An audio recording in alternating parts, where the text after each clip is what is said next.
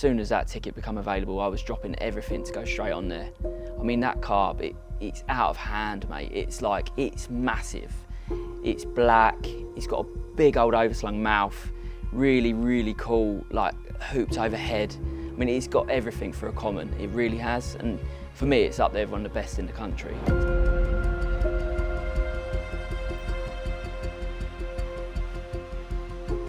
So Scott, when did you first become aware of Bullnose?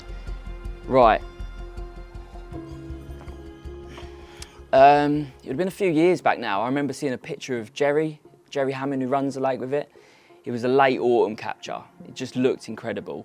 It was one of those ones that me and the lads would talk about, you know, when you talked about fish in the country, but it wasn't really on my radar at that point. I lived Yateley, sort of Reading area, drove to the Lea Valley for work. You know, I had fish all around me, and it wasn't one I actually ever saw myself fishing, or not in the immediate future anyway, but one that you knew about and was well up there when you talked about carp in the country, I think. And then what was it that made you fish for it, you know, and when did you actually start fishing for it? Yeah, right, well, I had a big change of circumstances. So, like I say, I used to live Reading Way. I started work at Korda, so then eventually we moved up to Essex, which opened a whole new horizon of lakes and options to fish. As you can imagine at Korda, we're chatting carp all the time. A lot of the boys, sort of, the topic of conversation would be Carthagena main lake. A few people here at work fished there. You know, the carp in there are a joke and it was well talked about, but I was always quite interested in the brook, so I would always, you know, after the boys had finished chatting about that, I'd get onto the brook lake and it would always sound really quiet and with the most epic carping, but it was kind of in the shadow of the main lake a bit. So yeah, at that point really, I got my name straight down when I moved over this way. It became probably, out of anything around this area, the one I wanted to get on straight away or as soon as I could, really. Yeah, nice. So you've touched on the Carthagena complex, but obviously Bullnose lives in Brooke Lake, so maybe set the scene a little bit. Talk to me about Brooke, you know, how big is it, the stock, yeah, the makeup of the lake, the history of it a little bit. It's really cool, the Brooke Lake. I'd say probably 5 to 6 acres, but it's quite different. It's split up in two halves. It's got a jetty that sort of comes out between the middle of the lake, which a big set of reeds follow on from. So it is really, really like a lake of two halves. They can get through and between to both. It's got bars, it's got reeds, it's weedy, it's got snags, it's got everything you'd want from a little lake. And the stock, it is different to your normal target venue. It's not your low stocked dozen carp. I think there's probably 80 carp, maybe a few more. But Bullnose is head and shoulders above everything else, which made it a bit more of a different challenge as such. I think you could fish there for a long time, catch plenty of carp, but not catch it. So it really needed to be thought about and approached differently. When did your campaign start? When did you hear you got the ticket? How did you feel? And then talk me through the opening sort of. Well, it wasn't too long. It felt like forever. It was the winter of 23. In the November, the ticket started. So as you can imagine, I weren't waiting for the spring. The minute I could get on there, I booked the day off work. I was down there the 1st of November, a couple of hours before first light, walking around, expecting to find a busy lake, but it wasn't too bad. You know, there was no way I was waiting. I was getting down there as soon as I possibly could. So casting your memory back to that early stage of November, you know, you've got your ticket on the brook, you're walking onto what is a beautiful little lake, you know, a really cool pit. What was going through your mind? What were you thinking those early doors of a campaign? You don't know loads about the lake. What are those first initial thoughts? What are you trying to learn? What are you looking for? How are you going to start? Well, a bit like what you've said there, learning is always the first part of whenever I start anywhere. I sort of sacrifice catching carp straight away. That might sound mad, but really I'm about camping, looking, learning and picking up everything I can. But back to what you said, so when I first walked onto the lake, yeah, I just did laps, you know, as you do. Didn't really see much, to be honest, on my first trip. But the thing to mention with the Brooke Lake, the jetties that divide the two lakes, basically they fish into one side of the lake, and that side of the lake has so much form for Bullnose. It gets caught from there more often than not. And in particular those jetty swims. But when I started, it kind of threw me off because I knew this. I also knew that everyone else would know that. So as much as it was in my mind, it wasn't like I'm just gunning for those jetties. But the whole thing had changed a little bit because I got there and the jetties were shut. So what was the key area of the lake, because of the lake, you know, the water had risen through the winter and stuff, them swims weren't open.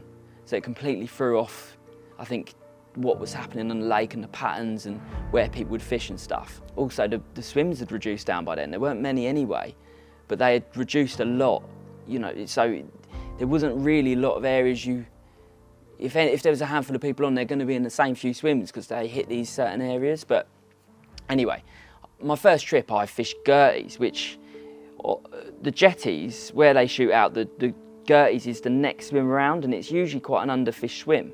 But because the jetty's being shut, it was become a pretty busy swim, to be honest. But I felt like it put me out in sort of what I'd call Bullnose zone. First night in the old Brooke Lake. Just seen one not that long ago. Somewhere near this tree. 30 yards out. Looked like a good fish too. Yeah, not seen nothing all morning. Got down at first light and yeah, finally see something at lunchtime. Well, just after lunch. From then, really, I'm just all about watching as hard as I can, finding spots, looking, and just trying to take in as much information as possible in the early stages. Sometimes, like I say, catching carp might lead you to a good start, but really for me it's the legwork then, the leading around, potentially ruining my trip, but finding the spots, you know, getting to know the lake a bit, that is key for me at that stage. Yeah, so you started early November then, you know, when did you catch your first carp? Did it take long? Did you fish right the way through the winter? How long did it take? What happens? Yeah, so it did take a little while, to be fair. The first one comes sort of the end of November. It was a freezing cold night. It was the first real bit of cold we'd had.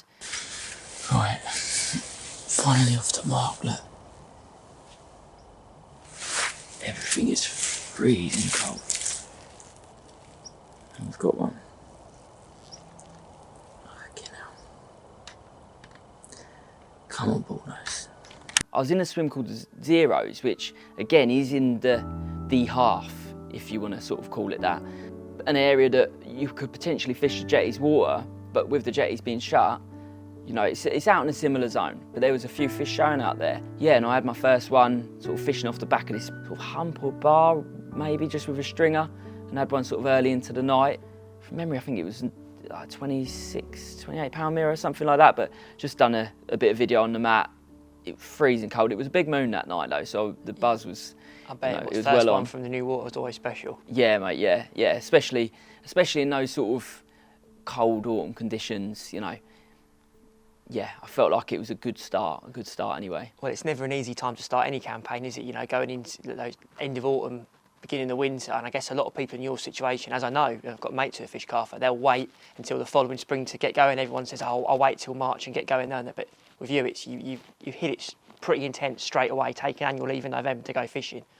What was the logic behind that? Was it just excitement? Was there a reason behind it? Did you want to get ahead of others? Like, Yeah. Well, a bit of everything. The buzz was out of hand, to be honest. To be on that lake, it was just, I needed to be there as much as I could, regardless if I'd started in January, you know. It was just because it was the start and felt like I'd waited so long.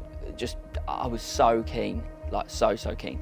But also, like, you know, like you touched on, it's really, you can turn up in the spring and walk straight into them, no problem, probably start catching. But I want to have the lake sort of locked down in my head come spring.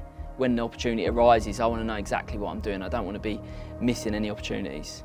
yeah, nice. So you obviously caught that carp at the end of November. You said your first one. I imagine you kept going through that winter, knowing you. Like, how did that winter pan out? What happens? To be honest, mate, it was quite tough. Brook's not easy, but there is plenty of carp in there, and it's not a big lake. I sort of half anticipated that I might get a few more than I did, to be honest. But I sort of fished up to a night a week up to the middle of December. From there, I had a break. There was a big freeze up and the lakes froze over, and I started again sort of early Feb. So you started back in February.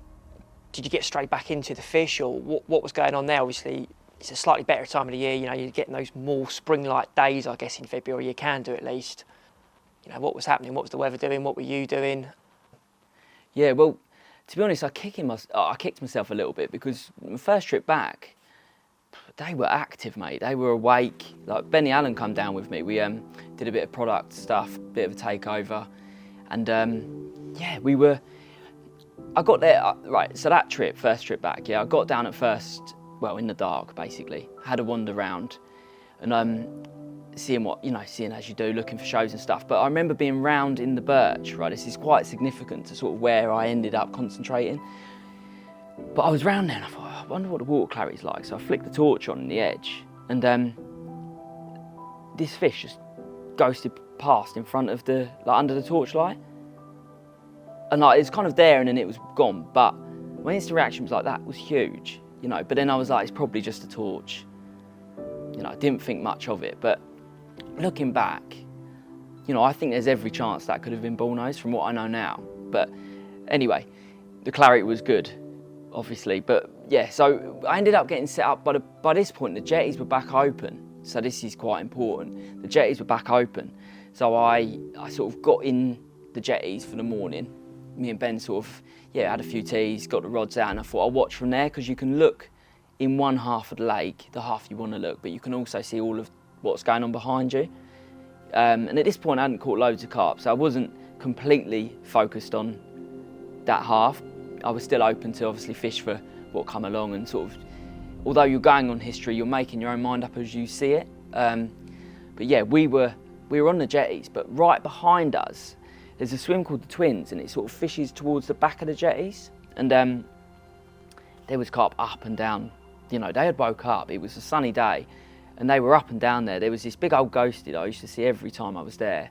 He's 40-pounder, like really, really cool mirror ghosty, but he was up and down looking really up for it. And if you were just going to fish for the stock and fish for bites, you'd have jumped in that Twins. But while we were sat there and sort of umming and ahhing what to do, we had a real big one, like a slosh right out. But it was right out in front of the Birch in sort of what you'd class as Bullnose zone. Rightly or wrongly, I chose to ignore those fish behind me and move round to do the night in the Birch. Got all sorted, got rods out, found a lovely little gravel spot. Yeah, we had one pretty quick in the evening, like a really nice, upper 20 common. But as we were playing it, right, this fish was just gunning down for this willow to the left. And at this point, Ben said to me, he'd remember hearing of a capture from this swim, and Bullnose had done that, had done the same thing. So that was quite significant in my mind, that maybe that willow was something that it went towards, or lived near, or treated as home as such. And another guy I'd spoke to, actually, who caught it off the jetty, said, I was thinking he'd have all sorts of trouble with the snags down to the right, but he said it just stripped him down towards this willow. So at this stage, they're the sort of pieces that are starting to, Birch is really becoming in the forefront of my mind. But yeah, from sort of early Feb, I had that one pretty much straight away. And to be honest, then caught most trips going on from there. I was super, super keen at this point. It had woken up. I nicked a Saturday morning, got up at silly o'clock, got there for first light for a few hours fishing, nicked a couple, the buzz was on big time, and I felt like I was a bit ahead of maybe the people who were going to turn up in the spring. But yeah, it was going well. I was catching some really nice carp. I was buzzing for it, mate. I was doing everything I could to get there. But yeah, I was catching good uns, and yeah, it started well. So were you feeling close? Did you feel like the next bite could be it? Was it all building to what felt like could be Bullnose? Were you sort of getting a plan? Obviously, you mentioned the Birches. Yeah. Did you feel like it was coming together, or did it still feel way off? There was a trip. So when I was just catching around the lake, sort of had a couple in the morning from a swim at the other end, and another from the Twins and stuff. When I was just catching fish like that, I felt a million miles away, to be totally honest. But there was a trip the end of April. Yeah, it was quite warm. I remember it being really warm, and the Birch, the margin of the Birch gets to sort of the evening sun. So anyway, I turned up after work. It was a couple on, but I sort of had a look round. I made my way round to the Birch, and the way the Birch is, you sort of walk down round the lake, and there's a big willow in the corner. Then there's a long set of rushes that lead up to the swim, and the swim's like a platform that you walk out on. So you've got to be careful when you walk round there, because you potentially, the bit you want to see them or fish towards is on the path, so you sort of, if you're just strolling around up to the swim, you'd probably spooked whatever you'd seen on the way, you know. So anyway, kind of crept round there, and I started to notice that the water, it was sort of murky, but this was getting on for the evening at this point, and I was thinking, is that, you know, when you sort of get the bottom rise up in sort of early spring, there's a lot of that going on, a lot of surface stuff, and the water was a bit murky, and the further I got down, I saw some fizzing, like real close in the edge. Anyway, so I was looking around there, like, and it was definitely carp, like definitely carp. So I sort of dropped back a bit when I got my kit, but sort of just got, like, you're going over like root bumps and different things as you'll get into the swim. So I'm like as carefully as possible trying to get my kit, because they're like down there. Cringing as you're going over them. Yeah, you're like, you're trying not to spook them, but you've got to go past them to get to the swim. So I'm trying to get down there anyway. I've managed to get the kit down by the swim. I've gone back and had another look, and as I'm looking, at the time I was my first thought was, that's bullnose. Like, although you would think a fish that size is just going to be so big, it's going to be obvious it's it. Like, with the light levels and the water coloured and stuff like that, and we see big fish a lot now. You know, I was a bit like, is that it? Like, I'm pretty, like, my instant reaction was, I think that's it, but I'm not one to say that. I want to be 100% sure. But yeah, it was down there. It was down there with these other couple of carp. I was like sitting there like nervously trying to quickly rig up a rod, but I couldn't see what the bottom was like, and I couldn't quite remember from previous. Yeah. It was just a bit of ground you never expected to find them on. So anyway, I rigged up a little hinge rig, and I just literally lowered it in, like right off the tip where they were. Like, anyway, lowered it in, and I'd got away with it, and they were there. And like a bullnose was there, and they were eating. Like, this hinge rig must have been in and around its nose, its eye. Like, at one point I thought, I'm going to catch it. Like, right now out of this edge, I couldn't quite believe it. I just couldn't. You know, you're not breathing. I was shaking. Yeah, mad. But one thing I noticed, which I was certain it was it. Bullnose has got this really distinctive like dip in its top lip. Yeah.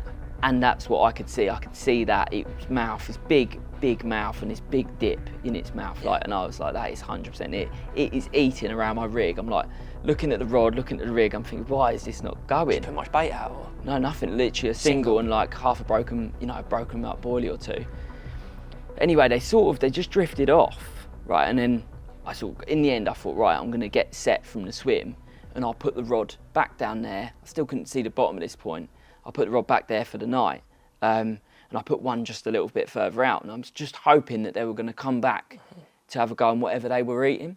But I woke up in the morning, like nothing had happened. It was quiet night. I woke up in the morning, went round there, and I could literally see the bottom. It was like a couple of foot of water, and I could see the half dozen broken baits and my rig, and I was like, instantly knew I fluffed it, because it was clean. They had cleaned the ground, I think, but if I'd have loaded a bottom bait down there when they were there, I think I'd have had it, or had one of them. This is a good example, isn't it? Because we're still early spring here, aren't we? I guess the water temperature must have been right down. You know, just a month or two ago, it's pretty much flooded. Yeah. And then now in a foot of water right in the edge, where I guess usually you'd be looking to go out in the pond. So yeah, what was the weather like? You know. Well, it was sunny. Obviously it's getting to the end of April by this point, but it was hot, and like I say, the evening sun sort of warmed up that margin, and I was thinking, right, this is significant. Like, for one, although you can go on past captures and form and all of that sort of stuff, you have to go on I have to go on what I see, I think, and I had seen it there. The few things I'd heard, it was gunning down this margin when it gets hooked. So, like, all I can think about is this edge. I'm like, this is where I am focusing now. Everything pointing to that area. For me, yeah. From what I'd seen under the torchlight, from what I had actually seen of it, like, this is what it's all about now. So I guess that leads on to that, because I've obviously been lucky enough to see how you fish, and all of your best captures since I've known you, it's always come off the back of something. Very rarely do you just rock up and catch one by chance. There's always effort that goes into areas or spots, and you always build towards your captures. Yeah. So you always feel closer, and then you're usually texting me or texting someone saying, I'm going to catch it, and you do. You can always predict it. So how are you getting on? You've obviously seen it now. It's in this area. I guess like everything's going for this zone. You're probably giving it your full to get in that area. Like, what did you do? Well, luckily, the swim itself, so you can bivvy up out on the platform, but because they would come through so close, I chose to try and avoid the platform and sort of bivvy up back on the path, but it was pretty mucky at that point. Like, it's still muddy, you know, it wasn't getting that much attention. So luckily I didn't have too much trouble in that respect. I think that helped me that. But yeah, so like what you say, I do try and sort of, when I get a plan, that I'm very much like, I will fish everywhere, have a completely open mind, but once I narrow down to what I think is the key, then I am like all in. I don't care what's happening at the rest of the lake. Like, that is how, you know, how I'm gonna have it. But there was a bit which was a bit of a blow. So like, I can't remember if it was that trip or the trip after. So obviously I'm gunning for this area. It was down there and it was eating. And I was thinking, one thing I do know from this fish, if it's being seen, it doesn't often get seen. For a big fish in such a small lake, it doesn't get seen a lot. But when you start to see it, it's going to come out, like it's coming out. And we're in April here still, yeah? Yeah, so we're sort of, well, end of April now. Yeah, mid to end of April. And from being in the birch, right, you can see down the lake and you're seeing between these reed beds, and you can see the other half of the lake. And I would often see fish like showing out in front of this swim called number 4. Sticking to the plan, I was choosing to ignore that. You know, sometimes, like even for a blank night, sticking to the plan. You were there for one fish. I was there for one fish, but they were there, you know, and I was thinking, I was having like a moral dilemma a lot of the time. Should I be over there just fishing for what I see? Anyway, I didn't.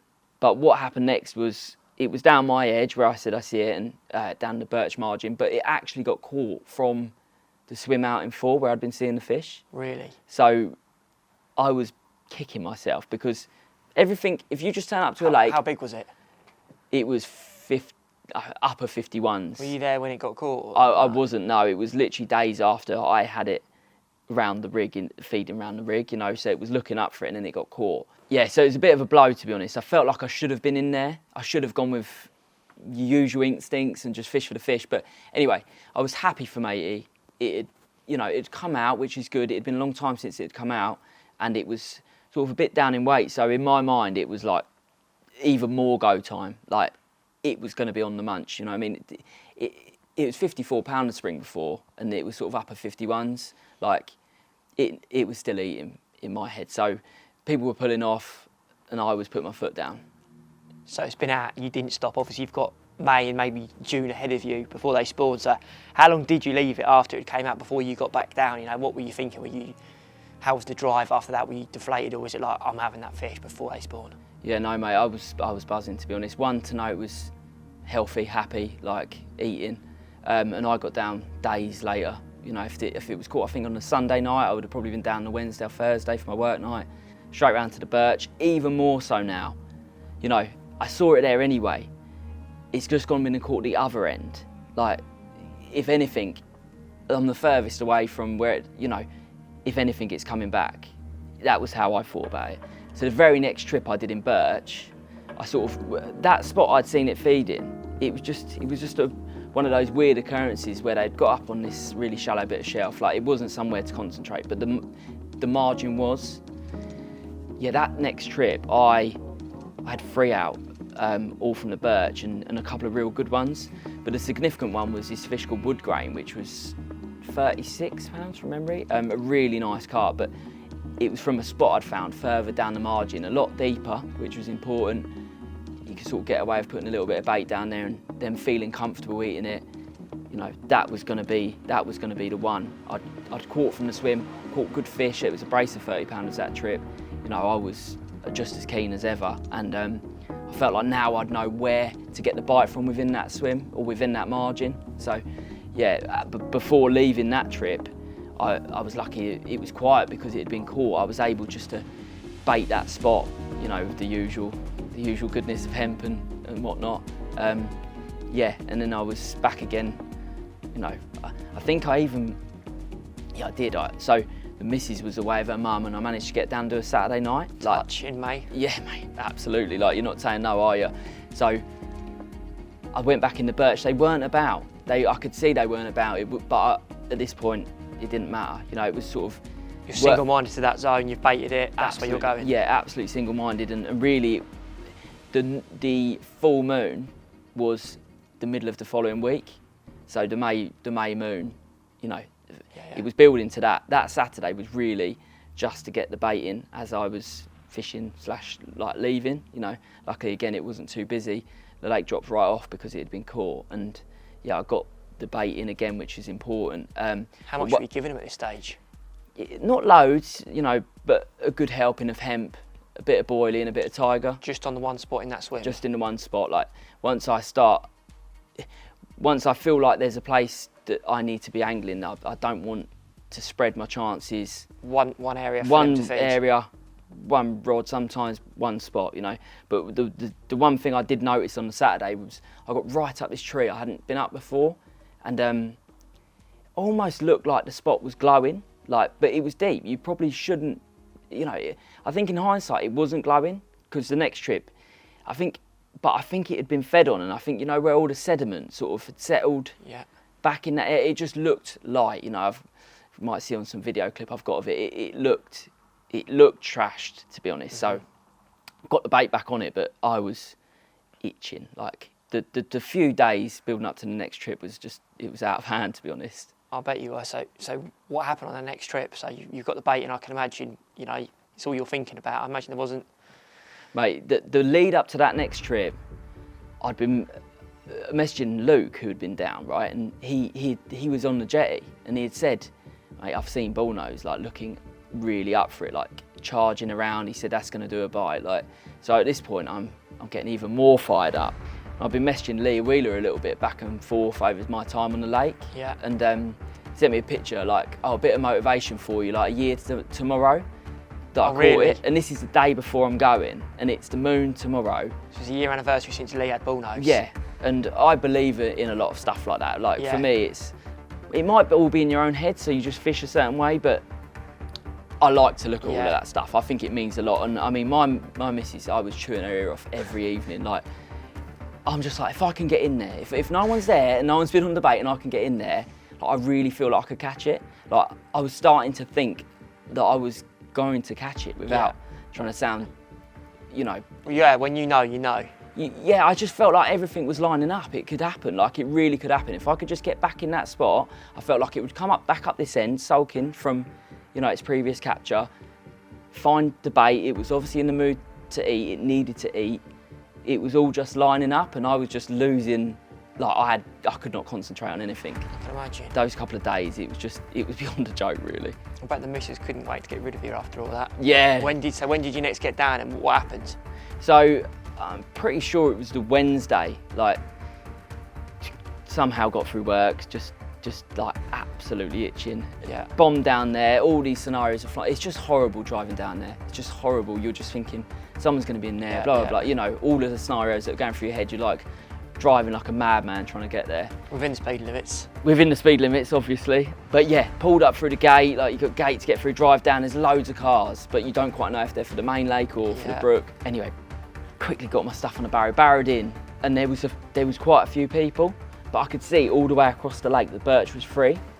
But like instantly as I walked in, mate, you could have had opportunity off the top. I see the old Omen again. Like, really? He was cruising around with 3 or 4 others. Looked well up for a mixer, but I had to go just get round there, right? Yeah. So I got right round to the birch, dropped my gear off, and a guy I made friends with on the lake, Bill, he was on the jetty. Sort of got my gear round, went to see Bill on the jetty, and we have a little chat, and like they're all around him, you know. He's looking really good. And he was so excited. He'd just seen Bullnose that day. So Luke had seen it a couple of days before. Then he had seen Bullnose sort of enter the snag and take a few baits on the way in. He was like... Are we still just a couple of weeks after it's been caught? Yeah, like this, not long at all. Mad. Often big carp do that. You know, they do a couple of captures back to back. But yeah, so he'd actually seen it eating bait, and he was obviously in absolute Bullnose territory. So at this point, I'm a little bit like, oh, the plan was, you know, it was on, but it's been being seen twice around the jetty. It gets caught from the jetty all the time. I still thought it's coming out, but I thought it's either me or Bill that could be having it. Like it's like we were talking, we're like, it is coming out. We're you know, we're sure of it. But got round to the birch, shot up the tree that I said about, the one I sort of got up a bit higher.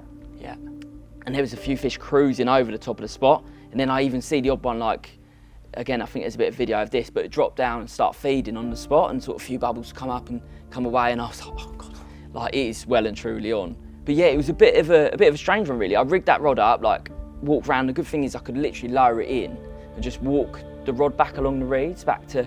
At this point, I was setting up sort of my rods tucked between the gap of the reeds. I weren't on the jetty at all, so they were coming through close on that jetty. So I didn't want to be on there. Just purely a disturbance thing. Disturbance, yeah. All it takes is one to charge off, and you know, I just wanted to keep it. And the line lay was so much better, being that if you're out on the platform, your line's sort of jotting back on itself. Yeah. At the start of the jetty, you are sort of along the line of where you want to be. So lines all sunk, and all evening, mate, they were showing like one after another. There was bubbling on the spot. They were bubbling, like they were there, like that. The jetty where Bill would see them, where it gets caught, you know, it's no more than 60, 80 yards away. Like it takes nothing to swim up that margin, you know. So it still felt really good. These are shows you got on film? They're the shows I got on film. Like one after the other, mate, all evening into dark? Literally, like that. I remember you sending it to me. I'm thinking, what is going on? Yeah. Like, genuinely, like, it's, you know, you're not going to get a quick bite all the time, but I was like, I should have had one. You know, it got to about 11 o'clock at night, even though, like, you really want to be doing that sort of stuff in the daylight, I ended up redoing the rod, mate. I just wasn't happy. Oh, really? Yeah, I just felt like I should have had a bite. One thing that's worth noting, even before I even thought I'd probably fish Brooke Lake, I remember watching a video and Jerry talking about the lake. And I remember him saying about feeds the lake with a bait, so it's got garlic in it, which is to get rid of the argillus. Yeah, I've heard that. Yeah. So in my mind, I'd always sort of had that I'm going to use a garlic hook bait or garlic flavour within my hook bait on there. But when I got down I think due to the previous spring, I'd been catching them on the tigers, so you know every carp will eat a tiger. Yeah. But I've lowered the tiger in. But when I redid the rod at sort of, I guess this was 11 after 11, I lowered down. They changed it and put a garlic hook bait down there. Yeah. You know, I don't know. Just you have some of these things that go through your mind at times, and I was like, no, that was you stick into the plan, so stick to the whole plan. And that before I even started the lake, that was what I was going to do. So I've lowered the garlic hook bait down there. On, what is that, a bottom bait? Yeah, bottom bait, yeah. Just sort of a drilled out wafter as such. On your classic, just a simple D-rig? Yeah, simple D-rig, mate. Like, big lead because I could get away with it. Yeah. You know, you're not casting, I'm not spooking them, I'm literally lowering it. Good donk, and then it's just easy. Yeah. But it was quite tricky to get it because you're sort of swinging in and you're trying to fall back on this bit of ground, but when you got it, you knew it was like... Did you bait first before you put the rod out or anything like that? No, I put the rod out, literally drop it down and a few baits around it, you know, because they've had the bait. Yeah, in my mind, they've eaten there, they're just coming back. Yep. And because I didn't get the bite, I was a little bit concerned there was still bait down there. So, or some left, maybe that's why I hadn't had the bite. But anyway, redid that rod and went to sleep. This is where I was like, at this point, I was sort of, on the way down, I was so high, and then it started to drop down a bit because I hadn't had one when I thought I should. And then, mate, I've never had this happen in all the time I've been carp fishing. But at 2 in the morning, I woke up and see the bobbin right up to the top on the rod I'd done. And the bobbin slammed up tight. I didn't hear anything. I just looked out and I could see it. And I thought, what's going on now? I've literally gone out, like, hit into it straight away. And I'm sort of fishing down there. And it is like, the rod's like out there. There's nothing on it. Like, just wound in a load of silkweed. Like, it's sort of in where the other rod was. And I had an absolute nightmare. At this point, I am dooming. I'm like, from thinking I'm going to have it, I've got a chance. Like, that could have been my chance. And I think what had happened where I did the rod late at night, not wanting to disturb anything, I've rather not put the alarm back on, or the line's not set in the roller. I don't actually remember. I didn't know this, all right. Yeah, mate, like, dooming. Yeah, I can imagine. Bad, like, really bad. But at that point, right, I've had to do both rods, but the right rod, I've sacked that off, you know, took that rod away, separated it, and I've sort of crept up the end of the jetty and just flicked it round to the right because I'd been hearing a few round that way. So, just a single? Yeah, just a single. And because it's dark, I'm sort of thinking just slack line. That shouldn't interfere with what's going on. And all the fish, they're already round there, you know. This is sort of, if you're fishing left down there, this is way around the corner. So I've tucked that down there and I've just put the single rod down, back on. Yeah. But, you know, I'm fuming, like, absolutely fuming. Have you got a pack down in the morning as well? Work in the morning. Like, just at this point, I'm livid. But redone the rod, new rig. Actually, I think it maybe even 2 3 new rigs, you know, it's like, didn't go right, the hook's not as good as it should be, another rig, bang, it was right. And I was like, went to bed absolutely livid, like tried to get a bit more sleep. Right, so I've woke up at first light and just still absolutely gutted. I felt like the chance had gone. Sort of stick the kettle on, stood up, had a bit of a look along the reeds, and I thought, looked like a little bit of bubbling. And I was like, there might still be a chance. And before the kettle's even boiled, the rod's just gone like bip, bip, bip, bip, bip, bam, slammed right up, and I'm into it, right? I instantly thought, this is it. Like, I don't know what made you think that, or, you know, I think it must have just been all the circumstances, but I'm like, this is it. And all the silkweed's like hanging off the line, because it's really silkweed, and I was slacklining, but it just felt really heavy, and it sort of didn't go out into the lake. I was kind of gaining on it, but it was more that it was just swimming, and I was sort of following it. But I've walked out, as I'm doing it, I've sort of walked out to the end of the platform. I've then seen it, like, this is within seconds of it being hooked on, and I know what it is, like, straight away. Knees have gone to absolute jelly, obviously, as you can imagine. I'm shaking, I am literally shaking.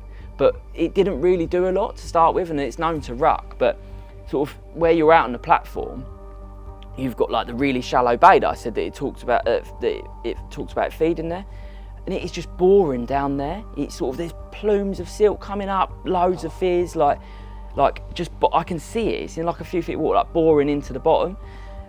And I've shuffled the net along thinking I might get a chance to scoop it up it, but it is literally just going for it. At this point I'm thinking, why did I put a 6 on? Like, just panicked, like utterly panicked. But, you know, I was half going to scoop it, and then it sort of come round to the front and just stripped me out. It's gone out again. Oh mate, it's just gone out into the lake, like. And you know what you're playing. I know what I'm playing.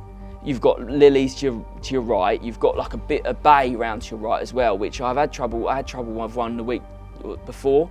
It's sort of gone kited round there and then got it back, and it sort of got stuck in the reeds, and luckily I managed to net it, but it can literally go right behind you, and it's got lots of line now. It's out in the middle, and I'm thinking, if this kites, I'm in trouble. But luckily it just did a lot of its fighting then all around in front of me, you know, and eventually it just come up, you know, come up, and I managed to net it, and I knew, and it was mad, even though I knew, I still didn't believe it, you know. I'd netted it, I knew instantly. I've got it. I can't believe I actually got it. I can't believe I thought I was going to have it, and I've got it. Like, but I kept looking in the net. You know, I'm checking everything. I'm like looking at my phone, checking. It's massive. Of course it's it. Like, it's huge.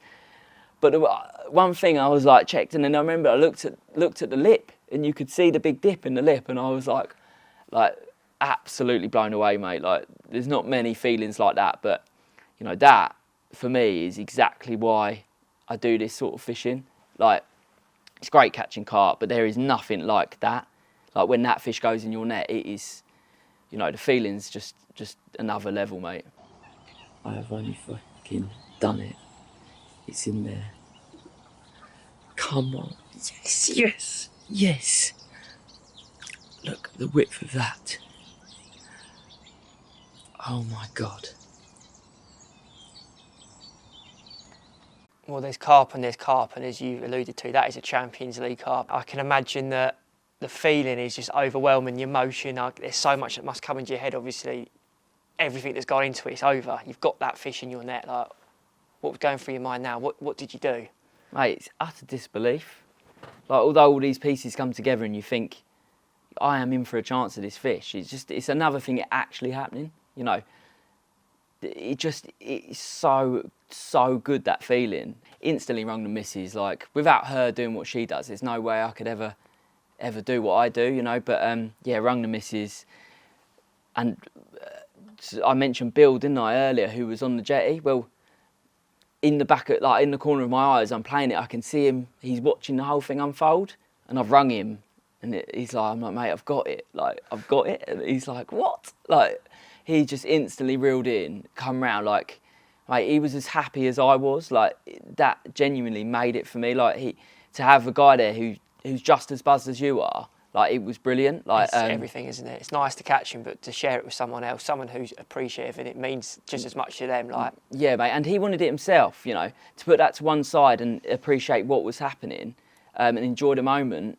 you know, it was brilliant. Like, I couldn't have asked for it to be better, to be fair. Yeah, no, mega. Like, obviously, I'd have loved to have seen it. And I'm sure a few of the lads in the office, we would all love to have come down. But obviously, there's a no retaining policy at Carthagena, no self-take. So I guess it was Bill and maybe one of the other lads on the lake who done the stills in the film and stuff. Yeah, in the end, it was just me and Bill, mate, which is perfect. Oh, nice. Perfect for me, really. Like, you know, he was the one on the lake. I didn't know the other guys very well, so it just worked perfectly. We could just do the bit, you know, the bit that no one likes to do, but you want to get your pictures and stuff.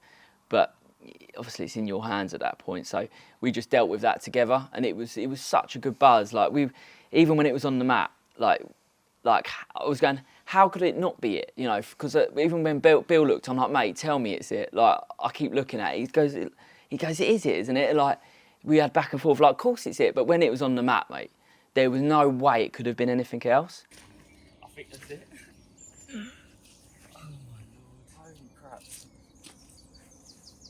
Oh my God, look at the size of it. God. Oh my God. How did it look? Everything you dreamed of? Oh, mate, it's massive. It was massive. Like, although it was 52.4, right? But it's mid-50, like, it's just huge. Like, I think it had, you know, a fair bit of weight to put on if it needed to.